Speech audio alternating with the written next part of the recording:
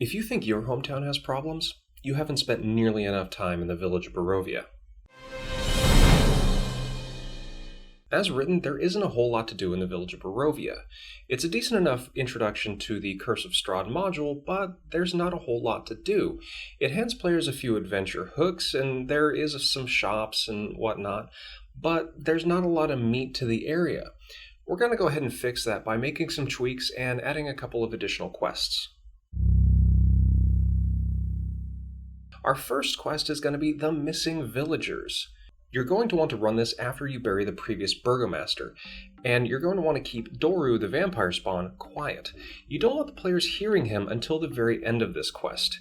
He's a surprise reveal, so keep him under wraps. Every week for the past year, a villager has been disappearing without a trace.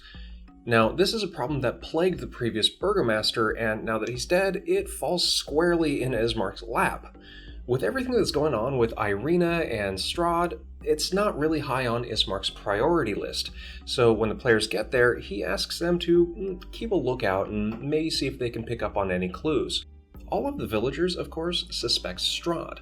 Ismark, however, is a smart guy, and he thinks that the cause of the disappearances is probably a little closer to home. And he's right. The players eventually will find out that all of the villagers that have disappeared were fed to Doru, the vampire spawn in the church's undercroft. After Doru returned from his failed assault on Castle Ravenloft, Donovich locked him in the undercroft. Eventually, screams of, "Father, I'm starving!" drove the priest mad, and like any good parent, he decided to make sure that his son was well fed. So he began to lure villagers into the church and into the undercroft where his son drank their blood like any good vampire does. After he was done, Donovich buried the bodies in the graveyard behind the church. This was really easy at first, the villagers trusted Donovich, and as time went on, it got a little bit harder. The populace became a little more scared, and Donovich had to resort to some more forceful means of abduction. Now, recall from the module that Doru was sent back on Strahd's orders. He's not here by accident. He was sent back to corrupt the priest and eventually destroy the church. Given all that's going on, I'd say the operation's been a pretty big success. This quest gives players a mystery to investigate, and the key to any mystery is clues, so we're going to sprinkle a few of those throughout the village. The first clue is going to be found at the house of the most recent missing villager. Now, he was an older gentleman that lived alone, and players are going to find inside of his house the scene of a struggle. Furniture is everywhere, drapes are torn down, and there's a broken candlestick laying around with a spot of blood on its bottom. In addition, they'll find a broken necklace, and its pendant is the symbol of the Morning Lord. Our next clue is an eyewitness of sorts. During the night, when most villagers are asleep, or at least praying for daytime to come, Mad Mary is awake and wailing. At the night of the last disappearance, she saw a large robed figure dragging an unconscious figure through the streets in a northward direction. She wasn't able to make out any discernible features on either of the figures, but she at least knows the direction that they were heading. This clue, coupled with what the players found in the most recent victim's house, should lead the players towards the church. If you feel the need to sprinkle in any more clues, go right ahead. Some players need more, some players need less, and that's okay. Now, those are just clues that players are going to get after they receive the quest. Let's go ahead and fill in some clues even before they get this quest. Now, I stated that you should run this quest after you run the burial of the previous Burgomaster. It's during the burial that you should drop in some of these clues. Before you even get to the burial, have Ismark state that they haven't had a proper funeral in months. Now, when you actually get to the graveyard, go to some lengths to describe some fresh graves here and there, and one even a few days old.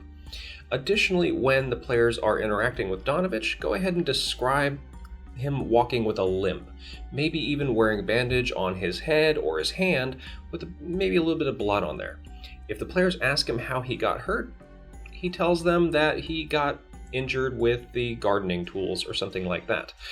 Go to some lengths to then describe the unkempt nature of the landscaping around the church. When your players finally do come to suspect Donovich and they go to investigate him and the church, that's when you bust out Doru's "Father, I'm starving!"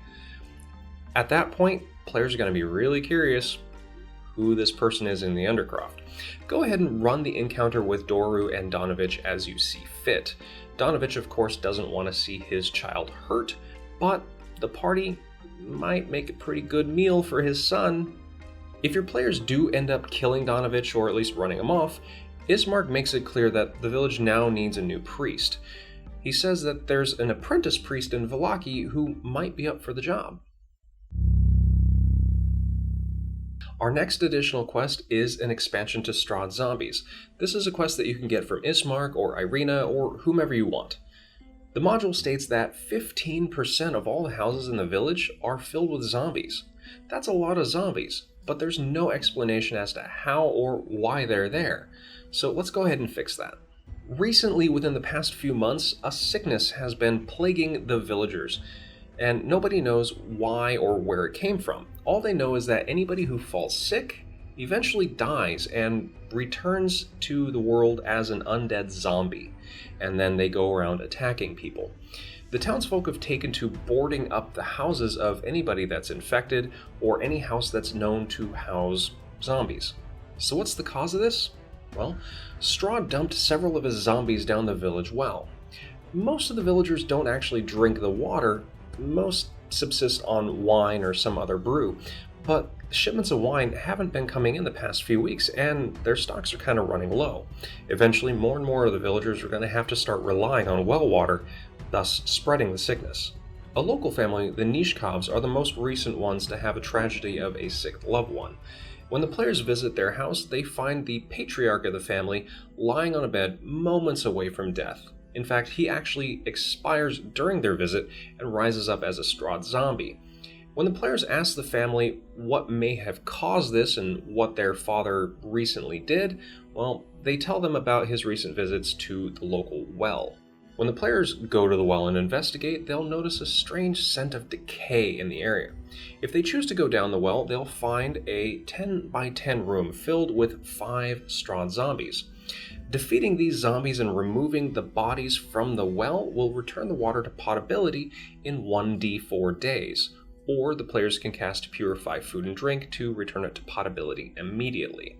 If the party does nothing about the well and the wine shipments are not restored, the Village of Barovia becomes a zombie wasteland within about a month, and the Village of Vallaki has an influx of refugees. Our next change is Strahd's interactions with Ireena. Now, I know this sounds like a big one, but I think it's integral. The changes that we've made so far to the Village of Barovia and that we're going to make further on down the line in the module are all going to be based around a certain theme. And that theme is that Strahd is basically burning the world down around Ireena's ears. He wants her to see that the Village of Barovia and its surrounding lands are not safe. He wants her to believe that the only safe place for her is inside Castle Ravenloft, next to him. With that theme in mind, we're going to make a small change to the Ireena/Strahd story. The module states that he's already bitten her twice, and he only needs to bite her one more time in order to turn her into a vampire. We're going to drop that whole thing and say that he hasn't bitten her at all. Why? Because there's not a damn thing that can keep him from biting her a third time. Not the walls of a burgomaster mansion, not the streets and fortifications of Vallaki, and certainly not a low-level party. If Strahd wants her, he's gonna take her. So we're gonna make things a little bit more consistent and prevent you, the DM, and the players from wondering why Strahd doesn't just come and take her. Take a look back at the introduction of the module. It states that Strahd and the classical vampire are based on the concept of an abusive partner. Now, one of the hallmarks of an abusive partner is the removal of their victims' support structures. This is friends and family, transportation, whatever. Anything that means that the victim does not have to rely on the abuser is systematically removed. This is what Strahd is doing to Ireena. He's taking away her home, he's making sure that she doesn't feel safe, that the land itself seems hostile, anything that is going to drive her basically into his arms.